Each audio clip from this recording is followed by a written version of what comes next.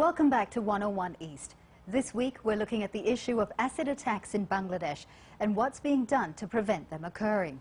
Here's more from Sally Sarah.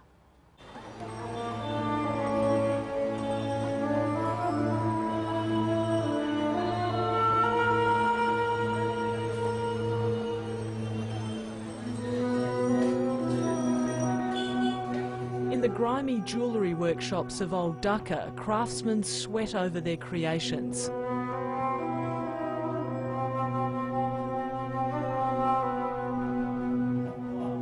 This industry and so many others across the country rely on sulphuric and nitric acid in the production process.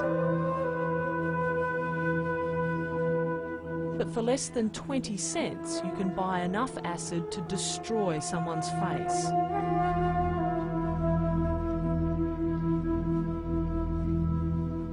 Acid is very powerful on human body.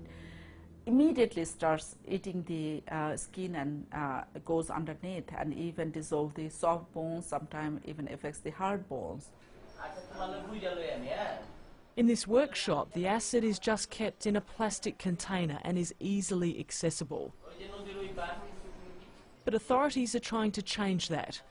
In 2002, Bangladesh introduced tough laws to regulate the sale and storage of acid.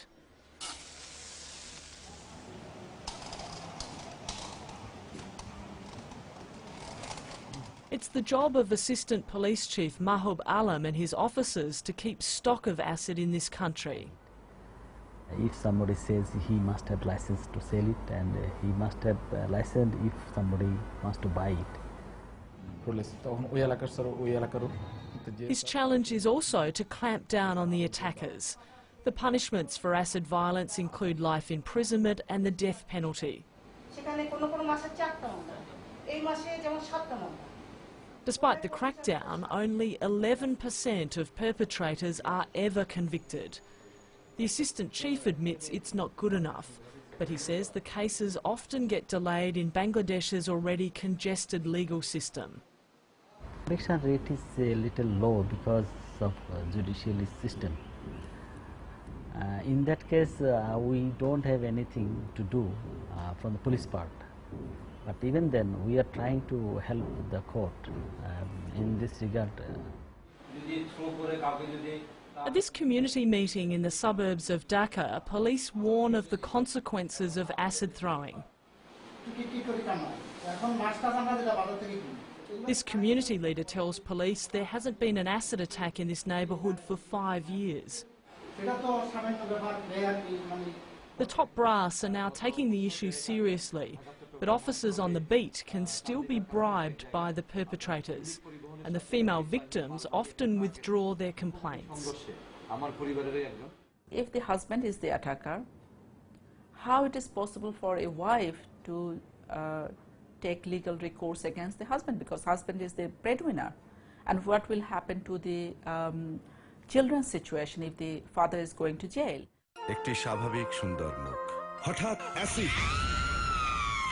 This is part of the campaign to get Bangladeshis thinking about a problem that has been neglected for too long. In this video broadcast on national television, viewers are shown how to give first aid to an acid victim. They're told to douse the burns in running water for at least half an hour. There has been progress. The number of acid attacks in Bangladesh has more than halved in the past 5 years.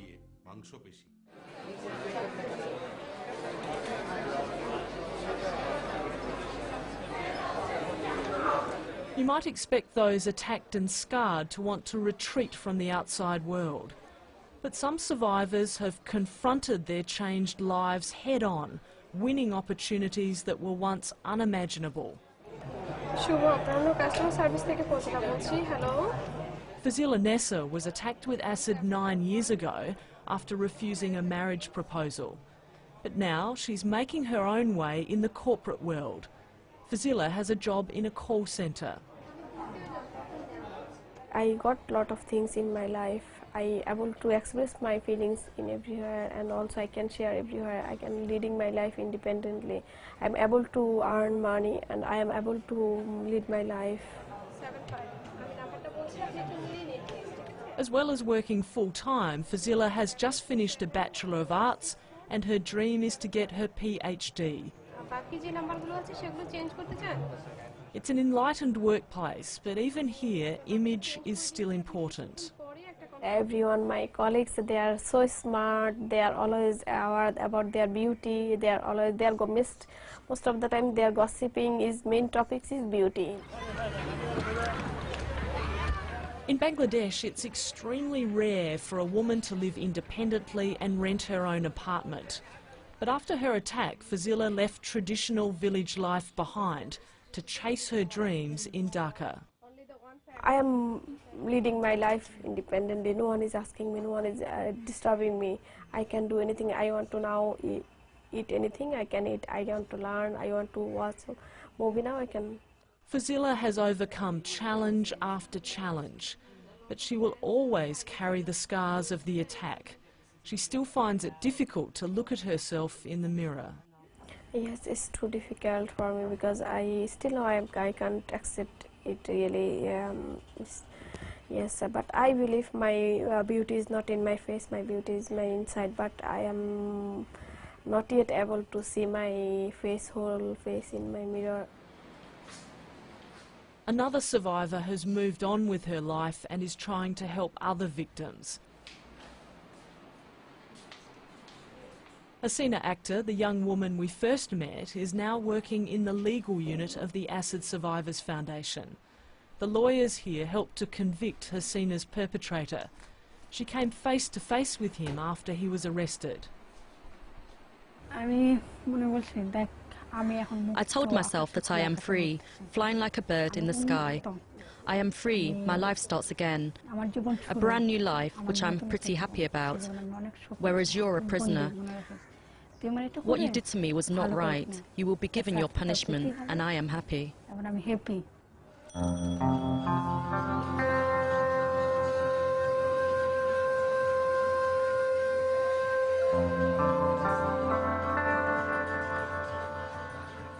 Years after they were disfigured, even a simple trip to the market can be humiliating.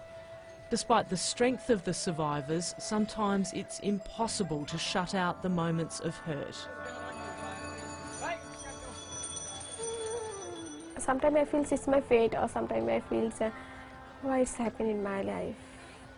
Why I could not find any answer really. Sometimes I really feel that why it's happened in my life.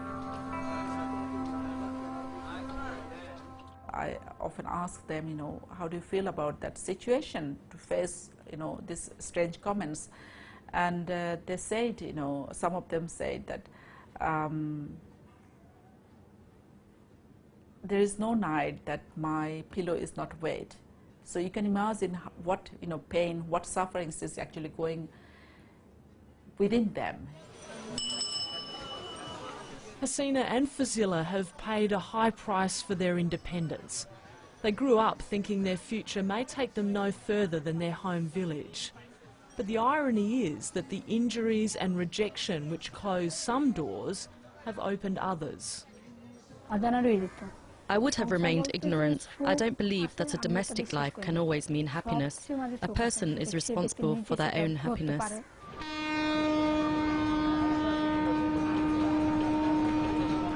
For many women in Bangladesh, happiness is a luxury. What's important is daily survival. But Fazila Nessa dares to dream the future may hold freedom and a family of her own. With my son and daughter, children, with my children, and also hopefully we will be able to change our society. Also, hopefully after 10 years we will see there is no acid violence in Bangladesh. Hasina Akhtar keeps going by concentrating on what she has rather than what she's lost. Despite her trauma, she's grateful for the beauty of the eye that fate left behind.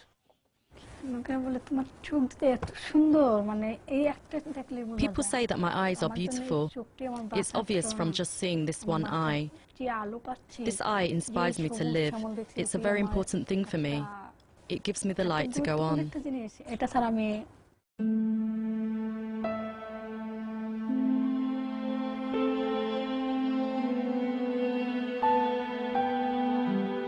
last year in this desperately poor country, 179 lives were changed forever in a flash. Tough punishments and public awareness have only gone so far. This vile practice is unlikely to stop for as long as some in Bangladesh regard acid and women's lives as cheap.